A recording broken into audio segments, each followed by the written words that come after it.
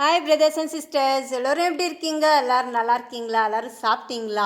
இன்றைக்கி என்னோடய பொண்ணு ஸ்வீட் சாப்பிடணும் போல் இருக்குதுமா அப்படின்னு சொன்னால் சரின்ட்டு கோதுமை மாவில் தாங்க ஸ்வீட் செஞ்சுருந்தேன். ரொம்ப டேஸ்ட்டாக நல்லா இருந்துச்சு. அதுக்கு கோதுமை மாவு, ரவை, அப்புறமேல்ட்டு நெய், இது மூணுமே நல்லா மிக்ஸ் பண்ணி வச்சுக்கோங்க. அப்புறமேல்ட்டு இன்னொரு கப்பில் தயிர், சுகரு, இது ரெண்டுமே நல்லா மிக்ஸ் பண்ணிவிட்டு அது மாவில் கொஞ்சம் கொஞ்சமாக ஊற்றி பஞ்சிக்கோங்க. கூடவே எள்ளும் போட்டுக்கோங்க.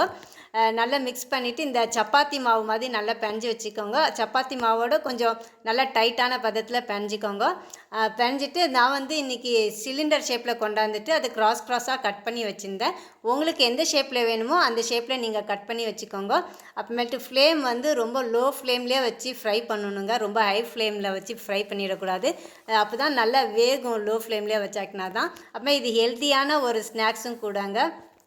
இந்த ஸ்நாக்ஸ் உங்களோட பிள்ளைங்களோட ஸ்நாக்ஸ் பாக்ஸில் கூட நீங்கள் வச்சு கொடுக்கலாம்.